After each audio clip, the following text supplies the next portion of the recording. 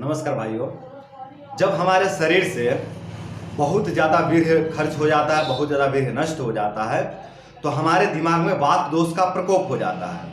अब जो ये गले से और ये जो सर का जो क्षेत्र है, इसमें प्राण वायु निवास करता है, प्राण वायु इसमें कार्य करता है।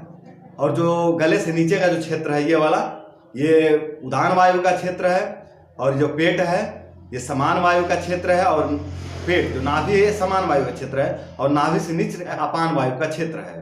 और पूरे बॉडी में, पूरे शरीर में वायान वायु काम करता है। तो जब हम बहुत ज़्यादा वीर्य नाश कर देते हैं, बहुत ज़्यादा वीर्य क्षय कर देते हैं, तो किसी का प्राण वायु विकृत हो जाता है, किसी का जो है कि उदान वायु विकृत होता है, किसी को समान वायु विकृत होता है, किसी का अपान वायु विकृत होता है, और किसी का वायान वायु विकृत होता है, और किसी किसी का सभी वायु विकृत हो जाते हैं। पांचों के पांचों वायु विकृत हो जाते हैं। इसको कहते हैं भयंकर वात दोष का प्रकोप। पांचों एक साथ प्रकोपित हो गए हैं। तो ये पांचों को हम एक साथ, तो एक ही बार में, एक ही झटके में कंट्रोल नहीं कर सकते। एक एक वायु को एक एक चिकित्सा से धीरे धीरे कंट्रोल करते हैं। ठीक है। तो अब जब दिमाग में वात दोष का प्रकोप होता है, तो होता यह है कि जो अपना प्राण वायु हो प्रकोपित हो जाता है। प्राण वायु प्रकोपित होता है, उसी को हम दिमाग में वात दोष का प्रकोप कह सकते हैं। ठीक है। तो जब प्राण वायु प्रकोपित होता है, तो होता यह है कि आंखों से जो कम दिखने लगता है, बोलने में हकलाहट होने लगता है, बोले कुछ और निकल जाता है, कुछ और शब्द निकल जाएगा। जो बोलना चाहे वो शब्द नहीं निकलेगा, कोई दूसरा शब्द निकल जाएगा, और स्पष्ट बोल भी नहीं पाएंगे। कहना चाहेंगे कुछ और, सामने वाला कुछ और समझेगा, स्पष्ट कर ही नहीं पाएंगे करना, और हकलाने लगेंगे। बोलने में बहुत हकलाहट होगा। ठीक है।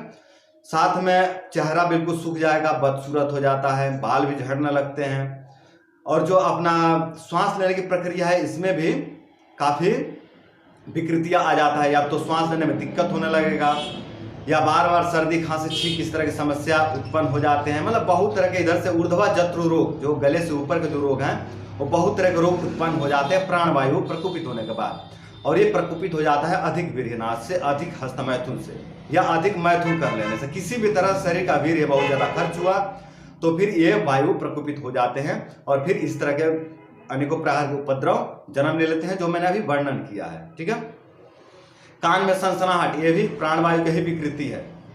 कान से बहुत सन या कान बजना जिसको कह देते हैं, ये भी वात दोष का ही प्रकोप है, ये भी प्राण वायु का ही विकृति है, गले से ऊपर का रोग है। ठीक है। तो ये प्राण वायु के अंतर्गत आ जाता है। प्राण वायु के विकृति के जो रोग होते हैं, उसके अंतर्गत ये आ जाते हैं सभी। यादाश्त नष्ट हो जाता है, चिंता में रहने लगता है आदमी, डिप्रेशन में चला जाता है, अकारण डर लगने लगता है, चिंता होने लगता है, अकारण दिमाग की नसें पूरी रुक्ष हो जाती है, सूख जाती हैं। अब ये होता है कि वीर्य, आप देखते हैं वीर्य का जो रूप है वो स्निग्ध है, चिकनापन है। तो ब्रेन का चिकनापन खत्म हो जाता है। ब्रेन में आपको पता है मज्जा धातु से ब्रेन बना हुआ है। जो ब्रेन है, अपना दिमाग है, आयुर्वेद के अनुसार मज्जा धातु से इसका निर्माण हुआ है ब्रेन का। ठीक है। तो और वीर्य के बगल वाला धातु, वीर्य के जस्ट बाजू वाला धातु है मज्जा धातु। ठीक है। रस, रक्त, मांस, मेद, अस्थि, मज्जा, शुक्र। मज्जा के बाद शुक्र बनता है। ठीक है। तो शुक्र का जस्ट बाजू वाला धातु है मज्जा, और उसी से अपने ब्रेन का निर्माण हुआ है, मज्जा धातु से। तो जब हम बहुत ज्यादा वीर्य क्षय कर देते हैं, तो मज्जा धातु क्षीण हो जाता है, मज्जा धातु भी खत्म हो जाता है। मैं अपने वीर्य के विज्ञान वाला जो वीडियो उसमें बताया रखा हूँ कि कैसे वीर्य नष्ट होता है। पहले शुक्र नष्ट होगा, फिर मज्जा। ठीक है। फिर इसी तरह अस्थि, है ना, फिर आगे की धातुएं नष्ट होते चले जाते हैं। ठीक है। तो मज्जा धातु नष्ट हो जाता है, अर्थात शरीर, ब्रेन का चिकनापन नष्ट हो जाता है। और चिकनापन जब नष्ट होता है, तो दिमाग की नसें सिकुड़ जाती हैं, बिल्कुल सूख जाती हैं। और जब सूख जाती है, तो अनेकों प्रकार के उपद्रव शुरू हो जाते हैं। ऊर्ध्वा जत्रु में, गले से ऊपर के समस्या उत्पन्न हो जाते हैं। ठीक है। तो अब समाधान की बात करें, तो देखिए बंधु, यहाँ पे हम घी लेंगे। घी देसी गाय का घी रहेगा तो अति उत्तम, और देसी गाय का घी ही यहाँ पे प्रयोग करना है। देसी गाय का घी लेंगे, और दोनों नाक में 2-2 बूंद डालेंगे। तो इससे जो है कि अपने मज्जा धातु में स्निग्धता बढ़ने लगता है। जो अपना मज्जा धातु सूख गया है ना, जो ब्रेन सूख गया है, उसमें स्निग्धता आने लगता है। तो ब्रेन जो है कि ताजा होने लगता है। घी के प्रभाव से ब्रेन ताजा होने लगता है, और फिर जब ब्रेन ताजा होने लगता है, तो टेंशन, डिप्रेशन, एंजाइटी सब खत्म होने लगता है। चेहरे का रंग भी सुधर जाता है, आंखों की रोशनी भी बढ़ने लगता है।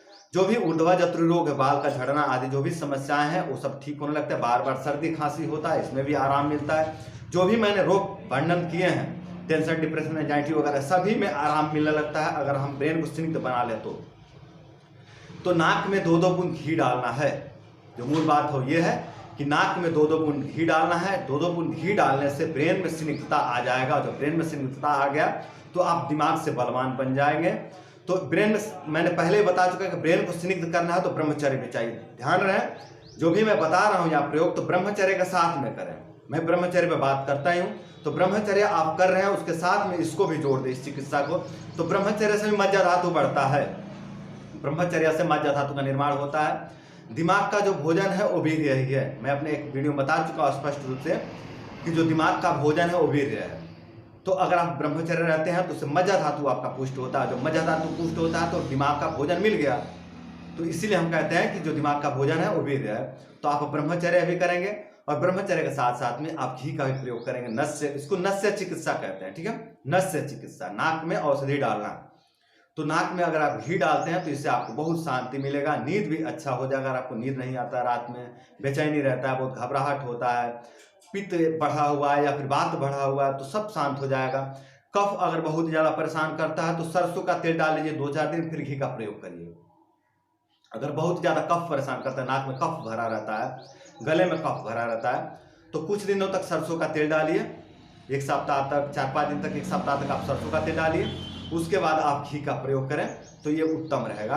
तो इस घी का प्रयोग करके हम जो है कि मज्जा धातु को पुष्ट कर सकते हैं, अपने दिमाग को बलवान बना सकते हैं और जो भी ऊर्ध्वा जत्रु रोग है उनका शमन कर सकते हैं, उनको शांत कर सकते हैं। प्राणवायु को हम सही दिशा दे सकते हैं। प्राणवायु जो प्रकोपित हुआ है उसको हम शांत कर सकते हैं। जो वाता दोष का प्रकोप हुआ दिमाग में उसको शांत कर सकते हैं घी का प्रयोग करके। तो बंधु, घी का प्रयोग करें, स्वस्थ रहें, मस्त रहें। तो आज के लिए इतना ही। नमस्कार।